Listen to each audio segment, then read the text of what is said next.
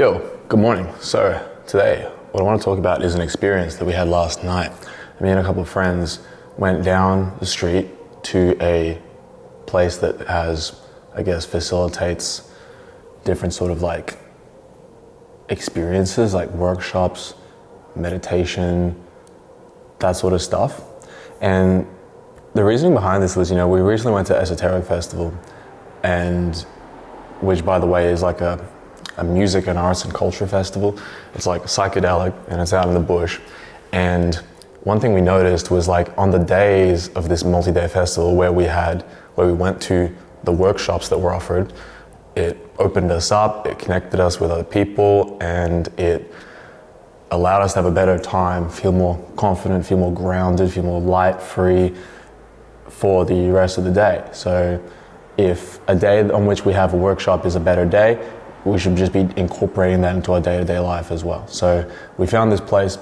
I want to say the name of it because I don't know, maybe I'm going to dox myself. I don't know if that's an issue, but we went to this place, and so we go in there and it's like this open room with calm lighting, calm music playing, and a lot of like symbolic accoutrements around. There was a lot of statues of Ganesha, a lot of candles, and those sorts of things. And so we're sitting around in a semicircle on bolsters, and the facilitator is telling us about, how this stuff works. It was Shamanic Breathwork. So he was telling us about the mechanism of it, which is basically, I don't know if this is real, but if you kind of suspend your disbelief and use it as like a helpful metaphor, it can be fun. He said basically, as you're breathing, you're oxygenating your blood, and you're in particular oxygenating the pineal gland in your brain, which then releases a tiny dose of your naturally held DMT. I don't know if this is a real thing, but it's fun to play along with, I guess, in case it's not. And the idea being that this puts you in an altered state of consciousness just slightly, and then as you're going through this breath work and having this inward experience, this altered state helps you to do things at a deeper level. So he went through some health and safety with us. Like, for example, apparently the oxygenation of your body can cause things like numbness. It can cause this apparently crab claw thing where your hands cramp up.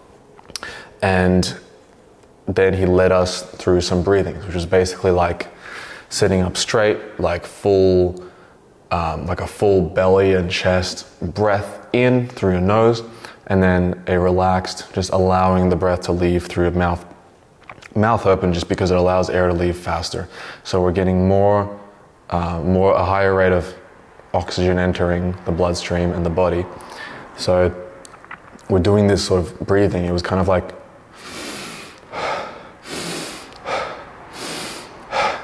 for like 50 rounds, and then holding our breath for a while. Some people may know this as, I think Wim Hof popularized something similar.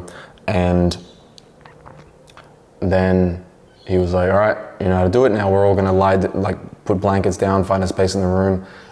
He actually got partners to separate, because it's like, we're not doing a joint experience here. This is an individual experience.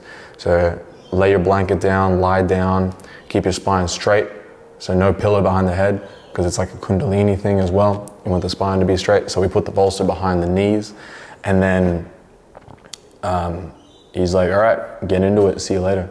So we were just doing this breathing by ourselves, either eyes closed or like staring up at the ceiling.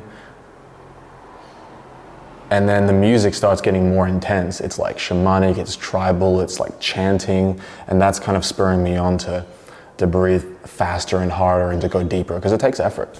And I'm getting tingling in different parts of my body. And one thing he said is like, someone who's a beginner may not go as deep as someone who's like an expert. So there were times when I thought, I guess I'm having kind of a beginner's type of experience with it. I wasn't exactly having like a mega trip or anything like that. Some of the people around me during this session were like, had moments of like hyperventilation, or one guy was going like, with every exhale for a while, which was like kind of intense. And I was like, all right, I'm not experiencing that.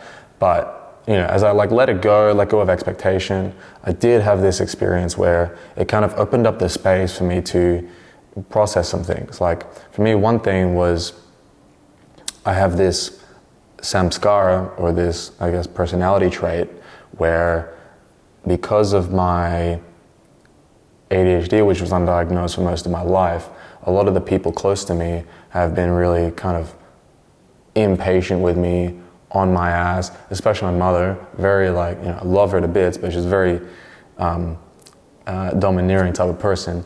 And this clashing with me having ADHD, simply making it more difficult or impossible to do some things.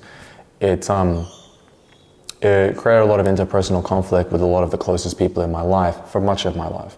And the response that I go into is the fight response. So I push back hard when I feel people encroaching on my personal space and on my boundaries to basically giving me shit for a symptom. And so my anger gets activated very quickly. And what I sat with during this session was that I need to let this response go, because it's not my job to police other people's reactions. If people are having a reaction, that's okay. Better for me to just say, thank you for understanding, instead of getting sucked into a conflict, you know? So that's something that I sat with, something that I released. I don't expect myself to, you know, completely change my behavior regarding this moving forward, but it felt like progress. Another thing was, and I won't go into this too much, but there was a person who was close to me in the past who we don't speak anymore, and I guess part of me has held on to that. But, you know, I had like a hypothetical conversation with that person, you know, coming back to the same page, you know, meeting on common ground, explaining things, understanding, and, you know, laughing about the whole thing, and then moving on, you know. It felt like closure.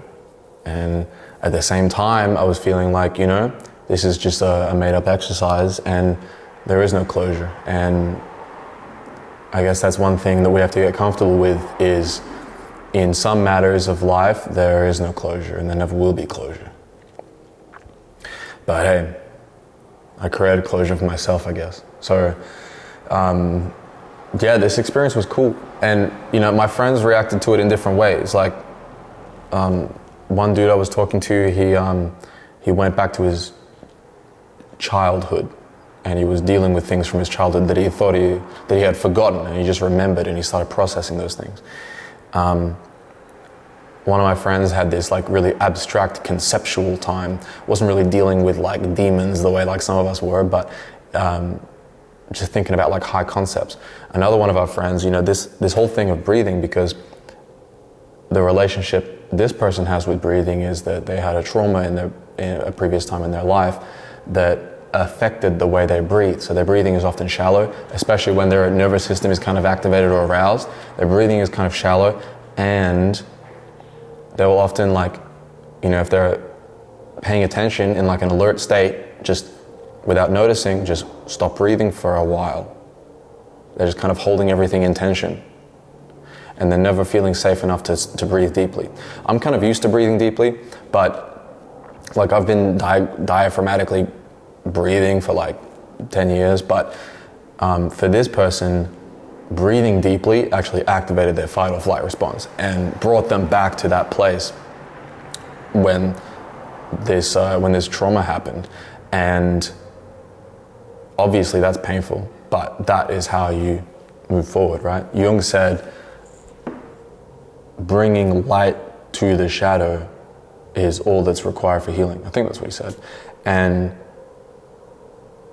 simply bringing things up and sitting with them, in the Vedic language, they would say that's digesting the thing.